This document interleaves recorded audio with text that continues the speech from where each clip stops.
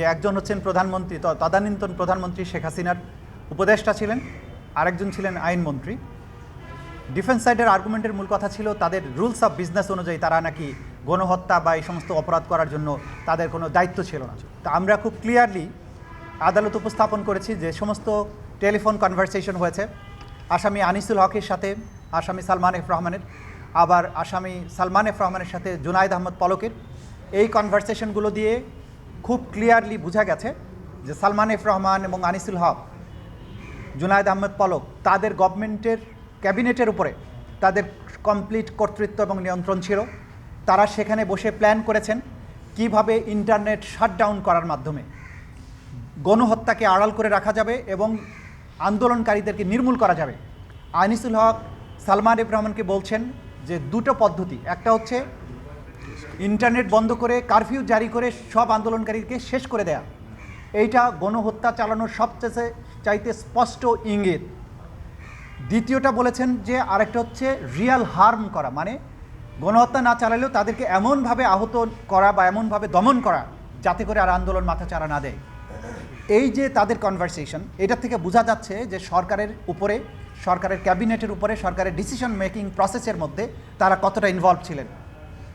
আসামি সালমান এফ রহমানের সাথে জুনায়েদ আহমদ পলকের কনভারসেশন দেখা যাচ্ছে যে তারা প্ল্যান করছেন কিভাবে Facebook, Instagram, YouTube, Telegram, WhatsApp এগুলো বন্ধ রাখা যাবে এবং সেই ব্যাপারে সরকারের কতটুকু সক্ষমতা আছে এবং কতটুকু এই সমস্ত কোম্পানিগুলোকে রিকোয়েস্ট করে বন্ধ করতে হবে। পলক বলছে আমাদের 70% সক্ষমতা আছে, আমরা নিজেরা এটা বন্ধ করতে পারি। সালমান এফ রহমান এবং পলকের মধ্যে আলোচনার মূল বিষয়বস্তু ছিল যে আমরা যে কোনো মূল্যে ইন্টারনেট বন্ধ রাখবো বা ফেসবুক সামাজিক যোগাযোগ মাধ্যম বন্ধ রাখবো, বাইরে গিয়ে বলবো যেগুলো আসলে পুড়ে গেছে আমরা এটা চালু করতে পারি নাই, শুধু ইন্টারনেট চালু করা হবে, ইমেল চালু করা হবে, যাতে বলা যায় যে ইন্টারনেট তো চালু হয়েছে।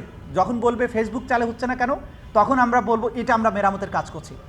যত ধরনের শয়তানি, যত ধরনের দুর্বুদ্ধি এই গণহত্যা করার জন্য, গণহত্যাকে আড়াল করার জন্য ইন্টারনেট বন্ধ রাখা।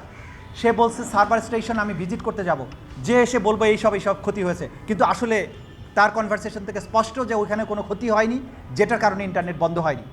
এই দুজনের কথোপকথন এবং অন্যান্য সামগ্রিক সাক্ষ্য প্রমাণিত থেকে স্পষ্ট যে এই দুজনের সরকারের ডিসিশন মেকিংয়ে তাদের উল্লেখযোগ্য ভূমিকা ছিল।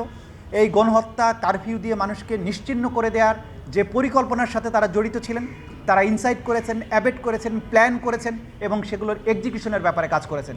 In addition Salman F Rahman আইজির সাথে কথা বলছেন, রংপুরের ডাক্তারের সাথে কথা বলছেন আবু সাইদের হত্যার যে পোস্টমর্টেম রিপোর্টকে কীভাবে চেঞ্জ করা যায়। তা থেকে প্রমাণ করা যায় যে সরকারের যে কোনো এজেন্সির উপরে, যে কোনো সংস্থা, যে কোনো ব্যক্তির উপরে তার কর্তৃত্ব ছিল এবং তাদেরকে গণহত্যার কাজে ব্যবহার করা, গণহত্যাকে আড়াল করার কাজে ব্যবহার করার জন্য সব ধরনের নির্দেশনা তিনি দিয়েছেন।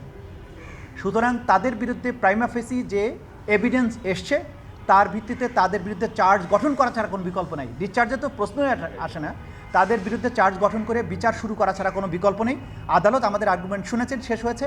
আগামী 12 জানুয়ারি এই বিষয়ে চার্জ গঠনের বিষয়ে আদালত আদেশ দেবেন।